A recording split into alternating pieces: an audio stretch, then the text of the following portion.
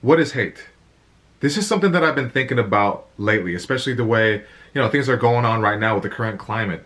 There's a lot of tension between political parties, social groups, just everybody, right? Because it's really easy to divide and separate and say, you did this, you did that, you're this type of person, I hate you, you caused this, it's your fault. But what if we didn't do that? Let me give you an example. So recently there was this white guy that commented on a video that I made on Instagram about, I gave a defense against Asian tiny eye stereotype. Like I just told people what you could say. It's in my own little funny way, right? And then this guy commented on Instagram saying that, well, what about in China, like the Muslim genocides and all that stuff? And, he just basically made it about everything besides what I'm trying to talk about. And that's what I see on the internet a lot. Like every time I make a video where I'm trying to help Asian people bring up these other like atrocities that's going on in the world and to kind of diminish what's going on. So when he did that, I took a screenshot of what he said and I posted it on my story. And then somebody else shared it. And the guy started defending himself, like privately. He's like, hey, you don't have to bully me, or whatever, right? And I was like, bully you? You came to my page. And the part of me that wanted to stay and be angry, the part of me that wanted to almost destroy him, in a way, because of everything that's been going on, because of the elderly, the Asian elderly that have been getting murdered, abused, women, that's, just everybody, right? It's been kind of getting pent up inside me, and the more I see these news, the more it gets me angry. But then but when he said that, I thought back to how I've become friends with certain people, guys specifically. We roast each other, and sometimes it gets really dark, but in person, it's like an even trade-off, and that is how we became friends. And then we didn't really have to do that as much. It was more of like a trial by fire. Can you handle the roast? Oh, you can handle the roast? Then I'll let you into my heart. I'll open myself up to you because I just kind of want to know that you're safe in a way. And that's what guys do. A lot of guys do that. And then I recognized that, and when I realized that, I just said, hey, let's have a video chat. I want to talk to you. And we had a chat. And then I'm looking at this dude, and he looks young, and I find out that he's 20 years old.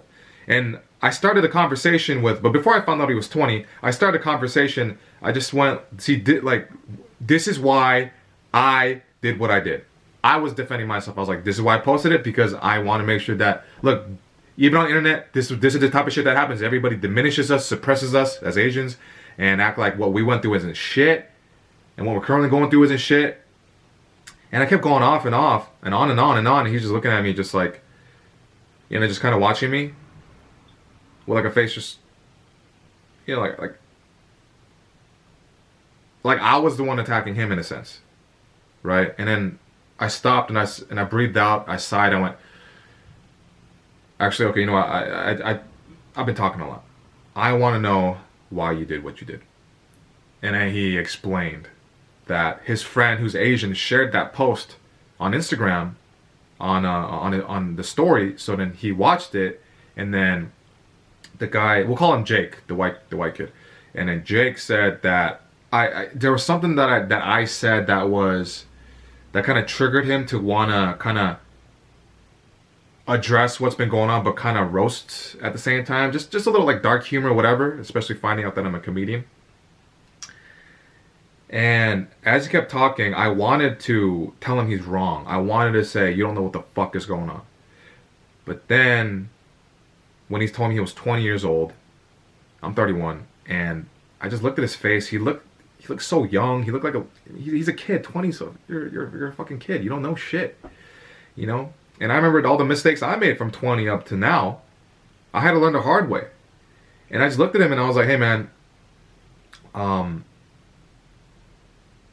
I wanted to get to know him, so I said, all right, what are you trying to do with your life? And he said, he's like, I want to be a welder, I want to go to trade school or whatever for that, and then maybe do something else after, but that's what I want to do. And then I saw his conviction behind that, And then all the anger dissipated. I was like, oh, dude, this is just a kid, man. Who cares if he's white? Who cares? It could be white. It could be anything. He could have been anything. But at the end of the day, he's still a young man who's trying to figure himself out, who thought he was being funny. I've said some stupid shit in the past where I thought I was being funny. And I literally got, like, I was at a wedding one time and then I said something really dumb, which I don't want to say here. And I was drunk. I thought I was being funny. And they literally physically pushed me out. And this was like, I think 10 years ago. Okay? This is before I learned how to, you know, use comedy in the right way, or whatever right way is, but before I learned when to say things and whatnot. And when he said that, I was like, oh, fuck, dude. I was like, I can't crucify this kid.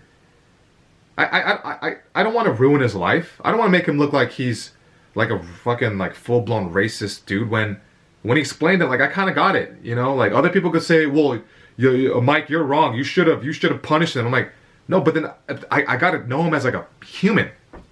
And he wasn't a bad guy. I was like, dude, I told him, I was like, yo, I could tell you're not a bad kid. But here's a lesson that I want to teach you, man.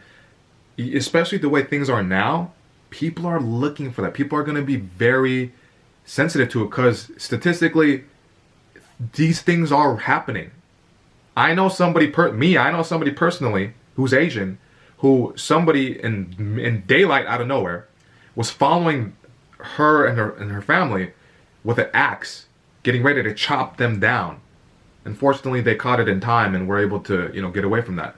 So this is a real fucking thing that's happening. So I educated him a bit and I said, look, you have a bright future ahead of you. You know, I get it now, man. Like you were just trying to be funny, whatever.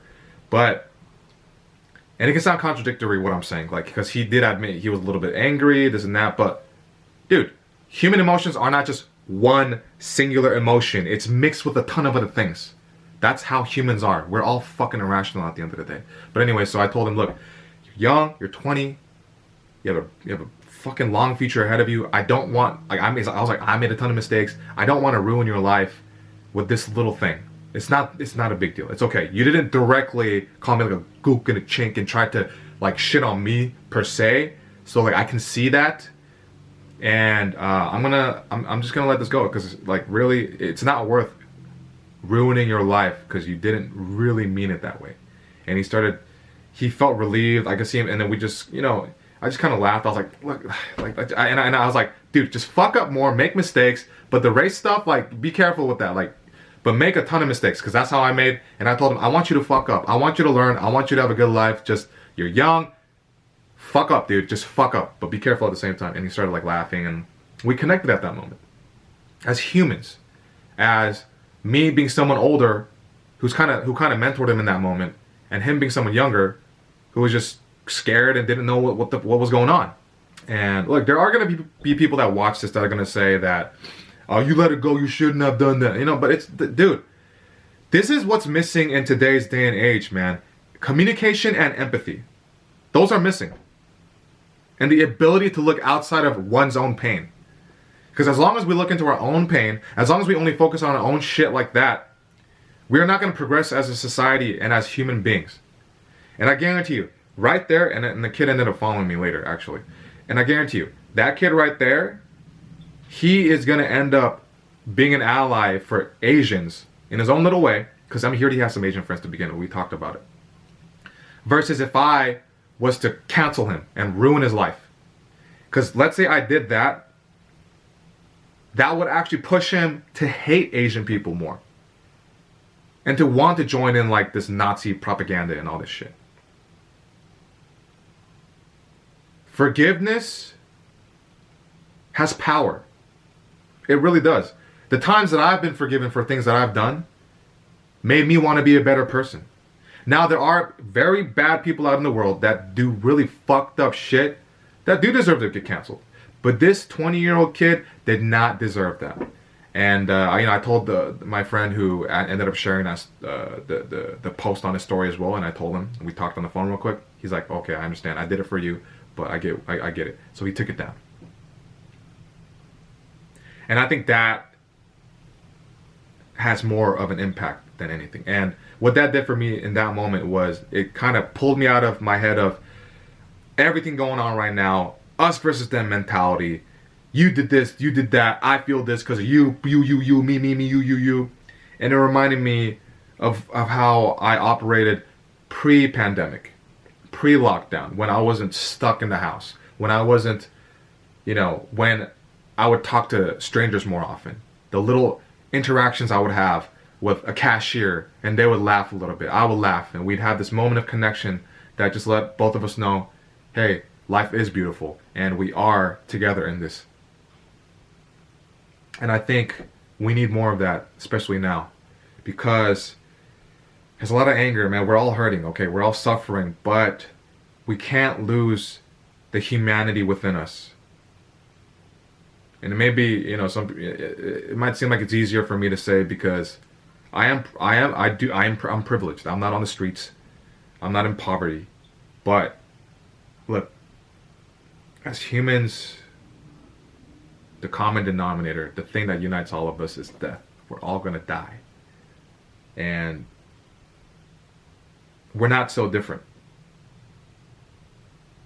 We just tell ourselves we're different. But at the core, we're the same. And I hope that whoever watched this to the end got a little something from this. I think we just need to operate more with and maneuver through the world with love. And yeah, this is just I just had to make this video. So yeah, I'm feeling a little emotional right now because sometimes we want to hold on to that hate because we feel like it gives us power. We feel like it fuels us on a journey in life, but it's kind of like jet fuel. Like it propels us faster, but it burns out quicker. Right now we don't have anything else left. So anyways, I appreciate you watching, and fuck, let's fucking make 2021 whatever it is. Let's just be good. I don't know. I'm trying to end this with like a really like cool way, but I don't know how. So I'm just gonna end it here. I appreciate you. I love you. I'm gonna see you next time. Okay, peace.